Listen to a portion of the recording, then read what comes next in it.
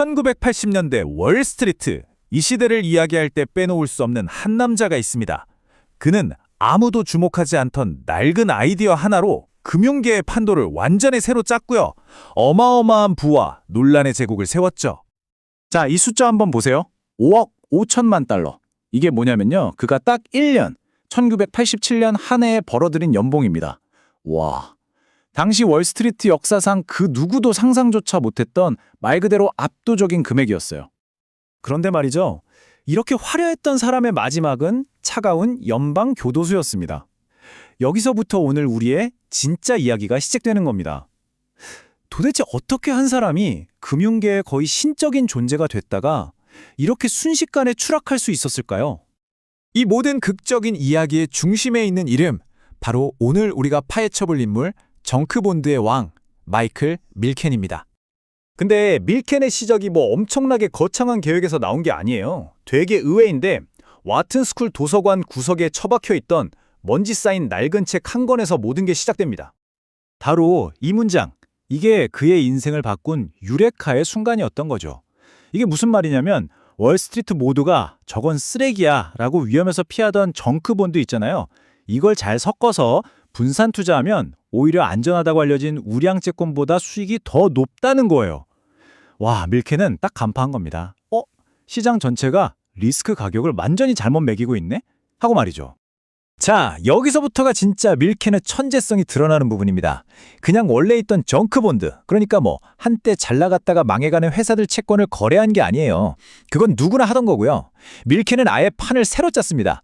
아직 어리고 유망하지만 은행에서는 돈을 빌려주지 않는 그런 혁신적인 기업들을 위해서 정크본드를 발행해서 자금을 대주는 완전히 새로운 시장을 만들어 버린 겁니다. 이게 핵심이에요. 그럼 그 돈을 누가 받았냐고요? 한번 보세요. MCI 커뮤니케이션즈, 터너 브로드캐스팅, 반센 로블, 지금 우리한테는 너무나 익숙한 이름들이죠? 만약에 밀켄이 없었다면 이 회사들의 운명은 아마 완전히 달라졌을지도 모릅니다. 자, 그럼 이 아이디어를 가지고 밀켄이 어떻게 이걸 무기처럼 사용해서 역사에 남을 기업 인수 전쟁을 일으켰는지 그 LBO 머신에 대해서 한번 들여다보겠습니다. 이게 바로 당시 미국 기업들을 공포에 떨게 했던 그 유명한 LBO, 즉 차익 매수 공식입니다. 아주 간단해요. 첫째, 일단 좀 만만해 보이는 저평가된 회사를 하나 찍어요. 둘째, 밀켄한테 가서 돈 구할 수 있다는 약속 증서를 받아옵니다. 셋째, 그 종이 쪼가리 하나 믿고 정크펀드를 막 찍어서 수십억 달러를 모으는 거죠. 마지막으로 그 돈으로 회사를 꿀꺽 삼킨 다음에 구조조정해서 비싸게 되파는 겁니다. 이 공식을 계속 반복하면서 제국을 만든 거예요. 방금 말씀드린 그 약속 증서가 바로 이겁니다. 고도로 신뢰할 수 있는 약정서. 이게 진짜 무서운 거였어요. 실제 돈은 한 푼도 없어요. 그냥 밀켄의 회사가 우리가 돈 구해줄 수 있다고 매우 확신한 이라고 써준 종이 한 장인데 이게 시장에서는 거의 현금처럼 토했던 겁니다. 이 종이 하나 때문에 전국의 잘 나가던 회사 CEO들이 밤잠을 설쳤죠. 그럼 밀켄은 이걸로 어떻게 돈을 벌었을까요? 말 그대로 시장을 독점했으니까요. 채권을 발행해주는 수수료로 업계 평균의 거의 10배 가까이를 받아 챙겼고요. 채권 거래하면서 생기는 차익은 자기가 다 먹었습니다. 심지어 인수한 회사 지분까지 떼가갔어요. 이러니 그가 이끌던 부서 하나가 회사 전체를 먹여 살린다는 말이 나올 수밖에요.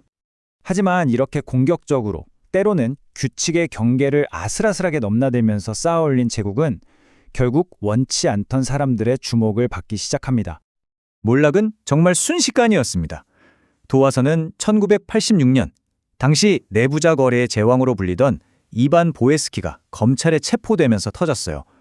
그가 수사 협조의 대가로 밀켄의 이름을 불어버린 거죠. 그 순간부터 모든 게 도미노처럼 와르르 무너지기 시작했습니다. 결국 그에게 내려진 선고는 징역 10년에 벌금 6억 달러.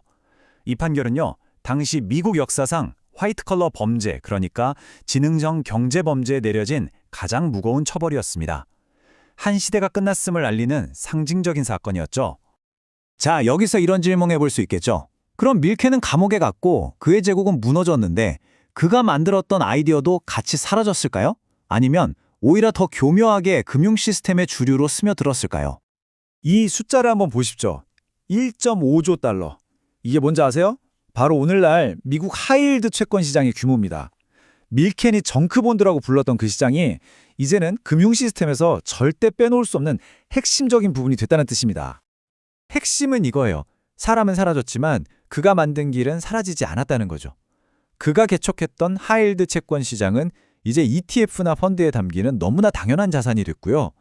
회사의 신용등급보다 현금 흐름이 더 중요해 라고 외쳤던 그의 분석 방식은 이제 교과서적인 표준이 됐습니다. 무엇보다 기업에 직접 돈을 빌려주는 그의 모델은 오늘날 어마어마하게 커진 사모신용 시장의 원조가 됐죠. 좋든 싫든 그는 월스트리트가 돈을 굴리는 방식을 영원히 바꿔놓은 겁니다. 밀켄은 실제로 22개월을 복역하고 나왔고요. 그 후에는 의학 연구에 수억 달러를 기부하는 엄청난 자선 사업가로 변신했습니다.